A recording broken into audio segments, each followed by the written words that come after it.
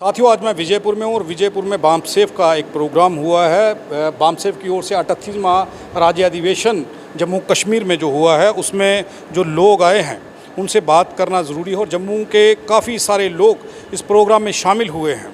कारण क्या था, किन विषय क्या विषय थे जिन विषय पर चर्चा हुई और उन विषयों पर चर्चा करने की ज़रूरत क्या है। आप सब जानते हैं कि बामसेफ लगातार बहुजन समाज की बात कर रही है, मूल निवासियों की बात कर रही है और देश के असली मालिक जो हैं उनके हकों की लड़ाई लड़ रही है।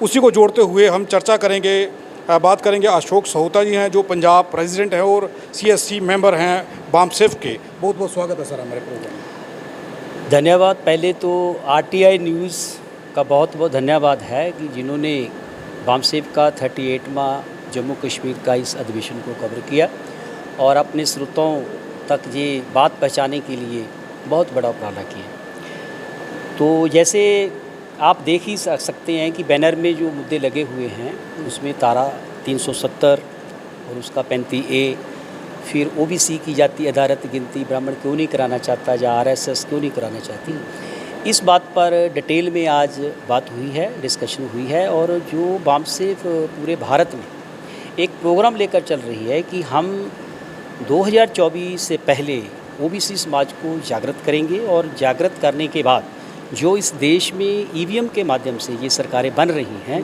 उसको रोकने का काम करेंगे। आपने एक चीज़ कही है कि धारा 370 और 35A को तोड़कर सरकार ने मूल निवासी लोगों की, जम्मू कश्मीर के मूल निवासी लोगों की पहचान और उनके हकों पर डाका मारा है। ये बात हमने कही। बिल्कुल सही है। धारा 370 को जब संविधान में रखा जा रहा था तो संविधान निर्माताओं के दिमाग में एक बात थी, धारा 370 दूसरे स्टेटों में नहीं है तो फिर जम्मू में ही क्यों है। इसका कारण ये है कि जो हिस्टोरिकल ऐसे पॉइंट्स मिले हैं या हिस्ट्री जो इशारा कर रही है वो ये कर रही है कि ये जो लोग हैं, जहाँ जो ट्राइबल लोग हैं, जहाँ जो मूल निवासी लोग हैं, चाहे वो SCF बन गए हैं, चाहे वो मुस्लिम धर्म में चले गए हैं, बेसिकली वो जहाँ के मूल निवासी हैं। और जो मूल निवासी हैं उनके अपने कस्टमरी लॉ हैं जो उनको लॉ को अपनी पीढ़ियों तक वो लेकर जाना चाहते हैं, लेकर जाते हैं। इसीलिए ये प्रतिबंध लगाया हुआ था कि यहाँ पर दूसरा भारत का कोई नागरिक ज़मीन नहीं लेगा। अगर वो जहाँ ज़मीन ले लेंगे तो जंगल ख़त्म हो जाएंगे, जहाँ का जो सुंदरता है वो ख़त्म हो जाएगी। तो वो अभी जो भारत सरकार जिसमें RSS का पूर्ण कब्जा हो चुका है और नरेंद्र मोदी जी तो RSS के कहने पर बात काम कर रहे हैं। वो किंग जरूर है लेकिन किंग मेकर तो कोई और है। तो उसी को लेकर और भारत के सभी मूल निवासियों को हिंदू बनाने के लिए या हिंदूकरण उनका करने के लिए ये धारा 370 और 35A को हटाया गया है। और 35A को हटाने का सबसे बड़ा कारण ये भी है कि जब कोई भी केंद्रीय सरकार कोई कानून, 3 कानून को छोड़कर, देश का कोई कानून है जहाँ लॉ का, डिफेंस का है, उसको छोड़कर अगर कोई कानून बनाना होता था जम्मू कश्मीर के लिए तो वो जम्मू कश्मीर की विधायिका को पूछना पड़ता था। तो ये बहुत बड़ी ताकत सी, ऐसा और किसी स्टेट में नहीं है। वो कानून बना सकते हैं क्योंकि एक सेंट्रल लिस्ट होती है, एक स्टेट लिस्ट होती है, तो एक कॉन्क्रीट लिस्ट होती है। तो सेंटर लिस्ट में रखकर वो किसी भी राज्य का कोई कानून बना सकते हैं। लेकिन जम्मू में ऐसा नहीं था। जम्मू में अगर कोई कानून बनाना था तो उनको 35A जो धारा है वो रोकती थी कि पहले इसका जो प्रबोधन है, पहले जो इसका पास कराने का काम है वो जम्मू की विधायिका से कराइए, वो होने के बाद फिर कानून बनेगा। तो वो अब ख़त्म हो गया। लेकिन आप एक चीज़ कह रहे हैं, नरेंद्र मोदी का ये कहना है, देश के प्रधानमंत्री नरेंद्र मोदी ये कह रहे हैं कि एक निशान, एक परिवार, पूरे भारत में एक ही झंडा होगा और पूरे भारत के लोग एक परिवार की तरह होंगे। जम्मू कश्मीर कटा हुआ था उससे, इसलिए ये कदम उठाना पड़ा और लोगों को उनके हक देने के लिए ये कहा, क्योंकि लोगों ने ढोल नगाड़े पीटे, लड्डू बांटे और खुशी जाहिर की। और आप कह रहे हैं कि नुकसान है। इसको अगर हम दूसरे एंगल से देखें, जो मोदी जी कहते हैं या BJP कहती है, उनके प्रवक्ता जो बोलते हैं वो अपनी जगह पर, उनको बात रखने का अधिकार है, लोकतंत्र में वो अपनी बात रख सकते हैं। लेकिन अगर उनका हम दूसरा पक्ष देखें तो दूसरा पक्ष ये कहता है कि जो आप ये कह रहे हो कि जम्मू कटा हुआ था, तो उसको जोड़ने के लिए, जम्मू को जोड़ने के लिए ये ज़रूरी नहीं है कि जम्मू के जो नेटिव पीपल हैं उनके अधिकारों को ख़त्म किया जाए। अभी आपने जोड़ने के लिए, दूसरों को जोड़ने के लिए जहाँ के जो लोग थे, एक तो उनके अधिकार ख़त्म किए, दूसरा आपने 370 को ख़त्म करके ये कहा कि कोई भी जहाँ ज़मीन ले सकता है, मुख्यधारा में आ जाएगा, पूरे लोग से जुड़ जाएंगे, जम्मू सबसे जुड़ जाएगा। तो क्या होगा, जहाँ का जो प्रजर्वेशन का कॉन्सेप्ट था, जो जहाँ सुंदरता थी, जो जहाँ की छोटे व्यापारी थे, जो जहाँ छोटा किसान था, उसका मोदी ने क्या उपाय किया? कोई उपाय किया? कोई उपाय नहीं किया। अभी अडानी अंबानी किसी भी जगह पर, जम्मू के किसी भी एरिए में अपनी ज़मीन ले सकता है, वहाँ पर सेबों का बाग लगा सकता है। ये जो एक्सवे निकाल रहे हो आपका एक्सप्रेस वे जो चल रहा है, वो इसलिए चल रहा है। तो जोड़ने के जो उनका सवाल है कि जोड़ने के लिए जम्मू को मुख्यधारा में जलाया गया है, ऐसा पूरी तरह सत्य नहीं है, क्योंकि इसके पीछे उनका जो एक निशान, एक झंडा, एक ये बातें जो करते हैं, वो अभी तक इन्होंने जात को ख़त्म करके एक क्यों नहीं किया? पूरे भारत में एक हम नहीं है तो जम्मू को ही क्यों चुना? तो अगर हमने एक निशान एक किया ना, तो पहले एक जात करनी चाहिए थी। तो पहले एक जात को छोड़कर, इंसान को इंसान छोड़कर, पहले आपने एक स्टेट के अधिकारों को ख़त्म किया। और इसके पीछे का जो विजन है, इसका पीछे का जम्मू कश्मीर को सफ़र नहीं है, पंजाब भी सफ़र होने वाला है। पंजाब का मकेरियाँ तक, गुरदासपुर का जो इलाका है, उसको तोड़कर जम्मू रीजन में डाला जाना है, और जम्मू और मकेरियाँ के इलाके को डालकर एक स्टेट बनना है जहाँ, और श्रीनगर को एक यूनियन टेरिटरी बनाना है, उन्होंने लद्दाख के साथ जोड़ना है। तो ये उनका आने वाले टाइम में वामसेफ का जो एक अपना दृष्टिकोण है, उसके माध्यम से कह रहे हैं कि ये उनका प्रोग्राम स्टेप बाय स्टेप चल रहा है। यूसीसी के बारे में बात चल रही है, बड़ी जल्दी लागू कर दिया जाएगा। एक ये सवाल रहता है कि वामसेफ, प्रधानमंत्री मोदी या भाजपा जो भी कानून लागू करने की बात करती है या अमेंडमेंट करने की बात करती है, हर जगह आप उसका विरोध करते हैं और तथ्यों के साथ विरोध करने की बात कहते हैं, लेकिन उसका कोई असर होता है? असर होने का भाव हम क्या लेते हैं इससे? जहाँ यूजीसी की बात की आपने कि यूनिफॉर्म सिविल कोड जो है वो लेकर, एक तो आदिवासियों के जो कस्टमरी लॉ है वो समाप्त हो जाएंगे, फिर ट्राइबल का जो कस्टमरी लॉ ख़त्म हो जाएगा, उनका अपना सिस्टम ख़त्म हो जाएगा, तब वो उनको जंगल में रहने की क्या ज़रूरत है? उनको आपने अगर यूनिफॉर्म में लाना है तो उनके लिए शहरी आवास योजना लगाइए, उनको पहले कोई ऐसा प्रबोधन कीजिए। एक तो ये नहीं किया। दूसरा, हम विरोध क्यों कर रहे हैं? इसलिए विरोध कर रहे हैं कि भारत एक समुदाय का राष्ट्र नहीं है जहाँ पर यूनिफॉर्म चीज़ जैसी कोई चीज़ हो नहीं सकती। यूनिफॉर्म कैसे हो जाएगी? कलर जहाँ अलग हैं, भाषाएं अलग हैं, धर्म जहाँ अलग हैं, जातियाँ जहाँ अलग हैं, नस्लें जहाँ अलग हैं, अगर ये नेचुरल अलग हैं सारा कुछ, तो उनको एक हुक्मरान आकर यूनिफॉर्म नहीं कर सकता। अब रही बात इनका यूनिफॉर्म करने की, ये क्या करना चाहते हैं कि यूनिफॉर्म सिविल कोड को लाकर उनके कस्टमरी लॉ ख़त्म करके, अभी सरदारों की ही बात लीजिए, सिखों का 25 जो आर्टिकल 25 है वो कृपान रखने का अधिकार देता है, तो कस्टमरी लॉ तो वो भी खत्म हो जाएगा। वो तो यूनिफॉर्म में उसको फिर बोलेगा कि आप यूनिफॉर्म सिविल कोड में हो, आप तलवार नहीं रख सकते। लेकिन उसमें ये कहा जा रहा है कि यूनिफॉर्म सिविल कोड के तहत इन सबको बराबरता दे दी जाएगी, सब एक बराबर हो जाएंगे, सम्मान किया जाएगा। वही बात पर आ रहा हूँ कि उन्होंने सिखों को निकाल दिया बीच में से कि नहीं, इनको नहीं हम करेंगे, धीरे धीरे उनको पहले उनको निकाला। अभी जो 9 अगस्त की बात है, शोलापुर में मोहन भागवत ने ये कहा कि हम यूनिफॉर्म सिविल कोड 24 तक लागू नहीं करेंगे। इसका मतलब ये है कि हम विरोध करने के लिए विरोध नहीं कर रहे, हम विरोध इसलिए कर रहे हैं कि इस देश की हर एक नागरिक को अपने धर्म के मुताबिक, अपनी समुदाय के मुताबिक रहने का, जीने का, धारण करने का, कपड़ा डालने का, कस्टमर चलाने का लॉ है, राइट है। वो राइट एक आदमी ख़त्म नहीं कर सकता। यूनिफॉर्म अगर जाना चाहते हैं तो उनको एज इट इज़ रख के, जो उनका चलता है उसको वहीं रख कर उसी के मुताबिक कोई कानून बनाओ ना। आप एक कानून सभी पर लागू कैसे कर सकते हो? अगर ये लागू करेंगे तो उसका दूसरा पक्ष क्या होगा? जब ये यूनिफॉर्म लागू हो जाएगा, मान लेते हैं 1 मिनट के लिए लागू हो जाता है, तो फिर सभी को यूनिफॉर्म सिविल कोड में लाकर हिंदू करेंगे। हिंदुओं का जो लॉ बनेगा, संविधान उसमें बाधा रहेगी। उस बाधा को ख़त्म करने के लिए संविधान को बदलेंगे, तो मनुस्मृति लाएंगे, तो मनुस्मृति के हिसाब से फिर हिंदू राष्ट्र बनाना, हिंदू राष्ट्र में सिविल कोड लग सकता है, यूनिफॉर्म कोड लग सकता है। इसीलिए हम विरोध कर रहे हैं। आपको लगता है कि वो हिंदू राष्ट्र बना पाएंगे, ये संविधान को ख़त्म कर पाएंगे? ऐसे चलता रहा जैसे अभी चला रहे हैं, मशीनों की मदद से दोबारा जीतने की कोशिश कर रहे हैं, वो मशीनें हाई टेक्नोलॉजी की मशीनें ला रहे हैं जो मशीनें इनके पक्ष में रिजल्ट देती है, तो अगर वामसेफ अपने प्रयासों में असफल रही तो जरूर आएगा मोदी। अगर वामसेफ ने जो अभी अपनी रणनीति हम डिक्लेयर जहाँ नहीं करेंगे उसमें काम चल रहा है, विश्राम साहब पूरे भारत में दौरा कर रहे हैं, अगर वो सफल हो जाती है तो हम एक ऐसा गठबंधन जो बन रहा है उसको एक बहुत बड़ा बल देने की कोशिश करेंगे और उसको रोकने की कोशिश करेंगे। और पूरी मैंने पहले ही मेरे अपने भाषण में भी बोला कि हम अपनी आखिरी लड़ाई लड़ रहे हैं। हम आप आखिरी लड़ाई में डू एंड डाई वाली बात होगी, या तो फिर हम रहेंगे जहाँ पर वो अपने से खिलाफ करेंगे। आपको क्या लगता है जीत पाएंगे आप?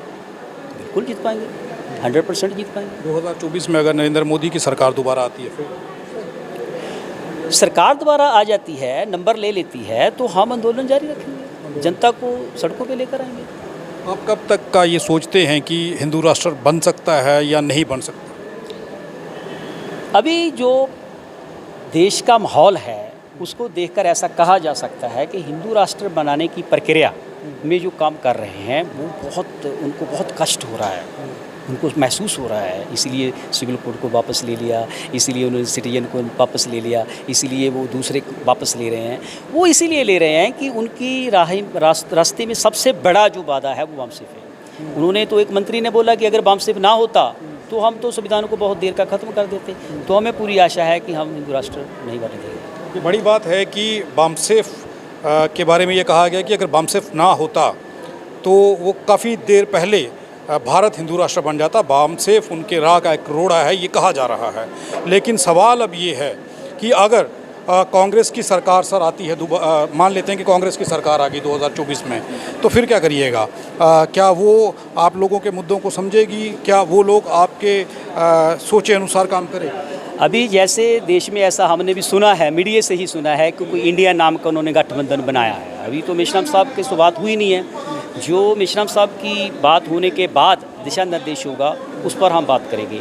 रही बात आपकी जो बोला कि कांग्रेस की सरकार आती है, तो कांग्रेस हमारी सगी नहीं है, कांग्रेस ने ही ये सब कुछ शुरू किया है। तो जो बीजेपी को यस कसौटी से हम देख रहे हैं उसी कसौटी से कांग्रेस को भी देखेंगे। और किसी भी हाल तो कोई ऐसा संगठन नहीं है जो सत्ता पे काबिज हो, तभी जब तक आप सत्ता में नहीं होंगे तो आप क्या कर सकते हैं? सत्ता में काबिज होने के लिए ही ऐसे अधिवेशन हो रहे हैं।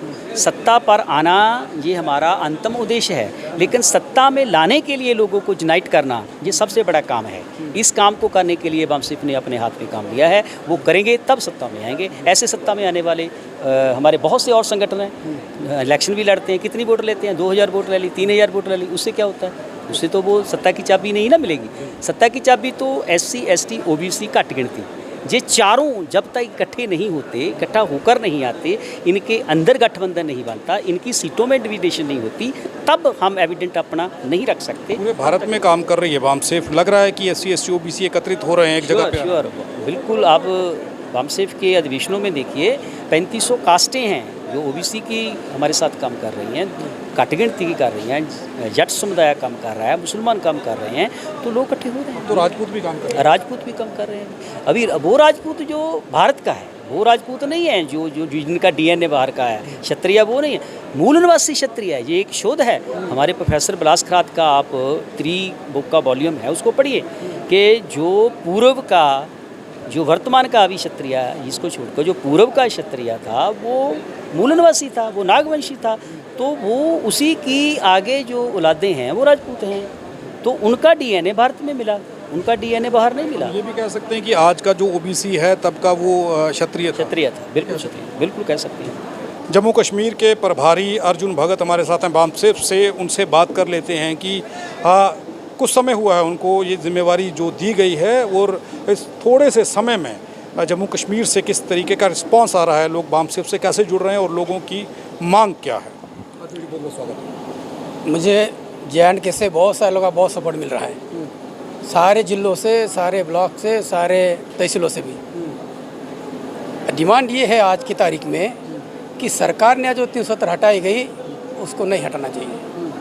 यही डिमांड है लोगों की, कि इससे वजह से लोगों की बहुत सारी समस्याएं पैदा हुई। ये इतनी लोगों की डिमांड है हमारी कि ये नहीं होना चाहिए। यही डिमांड है और कुछ डिमांड भी? सिर्फ यही डिमांड है? डिमांड हो जाए सारे ठीक हो जाएंगे। अगर ये ठीक हो जाएंगे, मुझे एक बताओ, इन्होंने हटाने की बात की, क्या संविधान में ऐसा प्रोविजन था उनके लिए? जब नहीं था तो फिर क्यों हटाया? और हटा इसका मतलब ये है कि आप संविधान के विरुद्ध में काम करें। संविधान के विरुद्ध में काम करोगे, जाहिर सी बात है कि लोगों को परेशानी होगी। नहीं, आपको और क्या चीज़ें यहाँ से बहुजन समाज की ओर से सुनने के लिए मिली हैं और क्या चाहते हैं? सिर्फ धारा 370 और 35 से ही मुद्दा है और मुद्दे भी हैं? और सारे मुद्दे हैं, जैसे सिविल कोड का मुद्दा आ रहा है वो सारे देश भर में लागू है। यहाँ भी अन्य धर्म के लोग रहते हैं, जे.एंड.के में पंजाब के लोग हैं, अन्य धर्म के लोग हैं, उनके लिए भी वो लागू है, सबके लिए। मुझे एक चीज़ बताइए, पूरी भारत की संगठन हैं, राजनीतिक पार्टियां हैं, नरेंद्र मोदी का खुलकर इतना विरोध नहीं करती। बामसेफ खुलेआम विरोध कर रही है और प्रधानमंत्री और ईवीएम का खुलकर विरोध करना, क्या परेशानी है प्रधानमंत्री जी से? परेशानी ये है कि आप जो कह रहे हैं कि मशीन के बारे में मुद्दा लिया आपने, तो वही मुद्दा हमारा है। क्या मशीन बंद कर दो, ब्लैक पेपर लगाओ। अगर वो मशीन ईवीएम से इलेक्शन नहीं करवाते तो क्या फिर प्रधानमंत्री नरेंद्र मोदी, अगर प्रधानमंत्री जीते हैं तो फिर क्या करिए? हम चुनाव नहीं होने देंगे। भारत मुक्ति मोर्चा के राष्ट्रीय अध्यक्ष वाम नेसराम ने घोषणा कर दी है कि हम पहले चरण में चुनाव आयोग को घेरेंगे। दूसरे अगर नहीं मानता है तो दूसरे चरण में भारत बंद करेंगे। अगर नहीं माना तो पूरे देश भर में हम मशीनें तोड़ेंगे। नहीं, आपको ईवीएम से परेशानी है कि प्रधानमंत्री नरेंद्र मोदी से परेशानी? परेशान वही खड़ा कर रहे हैं मोदी। वो देश के प्रधानमंत्री है ना, किसी पार्टी के प्रधानमंत्री नहीं है। तो देश हित के, जनता के हित में बात करनी चाहिए। जनता के हित में बात कर तो रहे हैं, कैसे बात करें? कैसी कौन सी बात की बताइए, मुझे एक बात बताइए। बताइए, यूसीसी से आएंगे तो सारे लोगों को बराबरता का अधिकार देने की बात कर रहे हैं, लोगों को इक्वल करने की बात कर रहे हैं, सभी धर्म और जातियों को एक बराबर बात करने की बात कर रहे हैं। पहले कभी किसी प्रधानमंत्री ने मुझे एक बात बताओ, नरेंद्र मोदी को इसकी ऐसी क्या ज़रूरत पड़ी है कि यूसीसी लाने की?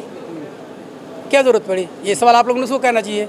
संविधान में जो बातें लिखी है उसके अनुसार भारत की जनता को अपना अपना, सभी धर्म के लोगों को, सभी को पालन करने अधिकार है। जब संविधान नहीं लिखी तो मुझे कह रहा है, तो नरेंद्र मोदी कौन होता है करने वाला? किसने अधिकार दिया उनको? और वो कह रहा तो भारत के विरुद्ध में हो रहा है काम, संविधान के विरुद्ध में हो रहा है काम। आपको लगता है कि वो संविधान से हट करके काम कर रहे हैं? बिल्कुल बिल्कुल। वो तो कहते हैं मैं संविधान से 1 इंच बाहर नहीं चलता हूँ। कहीं करनी और कथनी में अंतर होता है, लोगों को क्या मालूम है? करनी और कथनी में अंतर है ना। लोग कैसे मान लें कि वामसेफ सही काम करे? बिल्कुल सही काम कर रहे हैं, बिल्कुल सही है कि देख रहे मैदान में हम ही है केवल विरोध में। और नरेंद्र मोदी ये भारत का प्रधानमंत्री नहीं, ये आरएसएस का प्रधानमंत्री है। उसने नियुक्त किया उसको, इसलिए उन्हीं की बात मानता है, जनता की बात का मानता है। ये बड़ा दावा है कि देश के प्रधानमंत्री आरएसएस के प्रधानमंत्री हैं, ये देश के प्रधानमंत्री नहीं हैं, ये वामसेफ की ओर से कहा जा रहा है। आप अंदाज़ा लगाइए कि प्रधानमंत्री क्या कर रहे हैं और वामसेफ को उससे क्या परेशानी है। ये खबर देखिए और खबर देखने के बाद आप खुद फैसला करिए कि सही कौन और गलत कौन। क्या बहुजन समाज अब सुरक्षित है? क्या उनके अधिकार सुरक्षित हैं? क्या प्रधानमंत्री वाकई में बहुजन समाज के हक में काम कर रहे हैं? आप देखते रहें आरटीआई इंडिया न्यूज़, लोकतंत्र का पहरेदार, ताकि हम पहुंचा सकें आप तक वो खबरें जो नहीं पहुंच रही या फिर जो नहीं पहुंचाई जा रही। धन्यवाद। ठीक है।